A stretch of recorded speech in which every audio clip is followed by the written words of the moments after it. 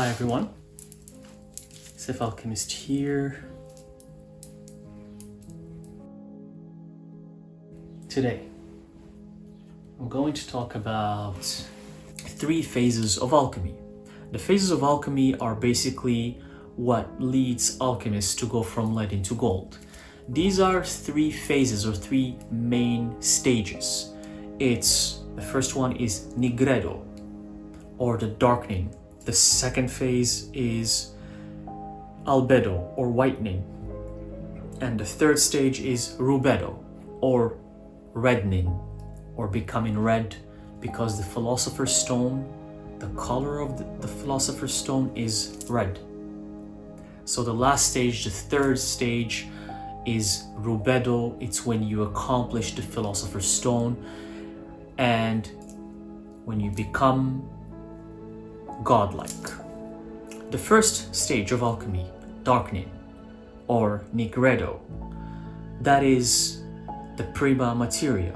It's the darkness. It is a representation that everything in the beginning is dark. It's darkness, it's beauty, it's creation. It's just oneness. Oneness is darkness. It's the foundation of creation. It's the foundation of the universe. And that is the first stage. You have to be there. You have to first understand that everything is one, that everything is dark, that everything belongs to everything, that you are part of everything, everything is part of you. That's the first stage of alchemy. And that is represented by lead, the metal lead. And in order to make the lead into gold, or the Philosopher's Stone, you have to go through the stage of the whitening, where you dissolve that lead, you dissolve it under high heat, or you oxidize it by introducing certain elements to it or liquids that will oxidize the metal, the lead. It needs to be reduced to its original form.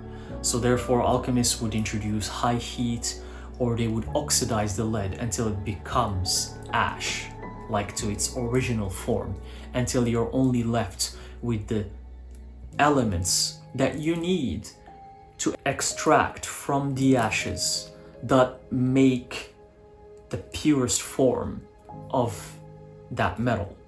Because lead is already mixed with a lot of things, and that's the representation of the human being. By the time you want to transform, you already carry so much baggage with you. You already carry so much programming and brainwashing and dogmas and doctrines that you don't need in your life. So that's you become lead, like lead. And then you have to go through the darkening phase, or nigredo, where you have to purify yourself so you can become like the prima materia. You go to your original form.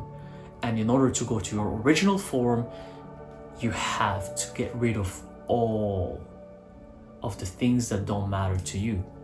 That's why something external has to be applied to lead, like fire or oxidizing liquids or materials. They're external elements. That's why this can be mirrored in life. When you're going through a transformational process, something external is going to trigger your transformation. To shed the layers that are not yours, something external has to trigger that. In alchemy, that's fire, for example. You put fire under the material until it burns and it becomes liquid or ash. And then from there you go to phase number 2, which is the whitening, or albedo.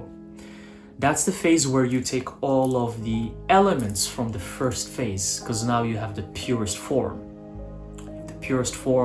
And now you take it to the whitening phase. Because in this phase, you're at your purest. It's like you're born from scratch. You still, like a baby, you don't know anything.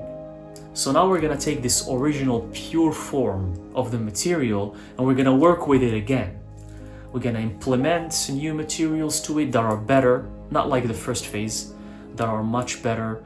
We're gonna implement new metals, mix, and the alchemist would do the experimentation on that pure form of the metal in this second phase, which is the whitening, albedo. And then after the alchemist in this second phase or second stage will do all of the work to make this pure form stronger, powerful, better. We move on to the third stage and the last one, which is rubedo, the reddening. That's where you become the Philosopher's Stone. The moral is that being pure in the second phase is not enough. You need to do the work. You need to learn. You need to gain knowledge. You need to practice. You need to travel the world. You need to experiment. You need to know new things that are better for you, not destructive like how you were prior to your transformation. You need to basically harness anything that makes you a better person, a better soul, a better human.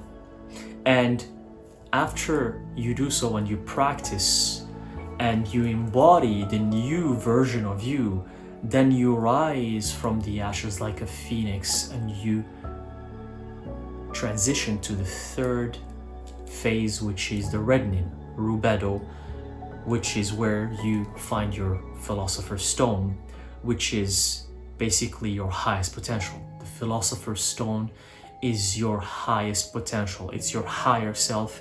It's you at your peak, at your highest version. That's who you are. And that's why you become godlike. You can manifest anything you want and you can mold your life to your likings. At least your life, not other people's lives. I'm saying your life. So these are the three stages of alchemy. The first stage, Negredo, is represented by a crow. The second stage, Albedo, is represented by a dove. And the third stage, Rubedo, the Philosopher's Stone, is represented by a phoenix because it's rising from the ashes. And this also, the alchemical concept of volatiling the fix. Because at first we have lead, and lead is a fixed material. It's very fixed. It's dense, it's physical. And to volatile it, to make it volatile, to make it subtle, so we can have something to work with, you have to introduce it to something that will volatile it, that will make it subtle. Hence why we say volatiling the fix. So you go from physical to spiritual, because they are the same. But to make the physical spiritual, there's some work that needs to be done, and that is the alchemical process. That's why, as I mentioned, you have to dissolve the material, which is also the dissolution stage. This darkening is the dissolution stage, where you have to dissolve the material. So you have to introduce it to heat and oxidize it so it dissolves and it becomes something subtle that you can work with. And that's the transfer to the second phase, which is albedo or whitening. Because in that phase now you're working with the subtle, something that's volatile, because we already volatile the fix. And from that subtleness, when you work with the material, with the pure form of the material, and you add different things to it and different new materials that are better, this can be represented for you in your life, where you're trying to transform yourself. You get rid of your old toxic behavior, negative surroundings, anything that's bad for you, you leave it behind, and you reintroduce something that's better for you, something better for your life, something positive behaviors, taking care of your health, eating healthy, exercising, surrounding yourself with positive people, making sure you do the things that you love. So when you do that, that's the second phase, which is albedo, you're kind of rebuilding yourself. But rebuilding yourself with something that's positive, something that's better. And from there on, now at the second stage, which is albedo, to go to the rubedo, to the red phase where you find your philosopher's stone, we have to again fix the volatile, because we have something that's volatile, that's subtle in this phase, because you don't know what you are, but you're working on yourself, and then boom, you move to the third phase, which is the philosopher's stone phase, the reddening phase. And in that phase, the stone, the philosopher's stone, is the materialization of the new work you have been doing. That's why you're fixing the volatile again. So you go from physical to spirit, and then from spirit, you embody that spirit and you become physical again. You see how it is? It's actually very interesting. From physical to your essence, to your spirit, and then you work on yourself spiritually, and then from that spiritual work that you've done, you have to concretize yourself and make yourself materialize, and then by doing so you become the philosopher's stone, the red stone, in the third stage, and you rise from the ashes like a phoenix. That's why we say rise from the ashes. That's, you know this saying, rise from the ashes like a phoenix? This is alchemy, because the ashes, what ashes are we talking about here? Have you ever wondered why we say rise from the ashes? Why the phoenix would have to rise from the ash?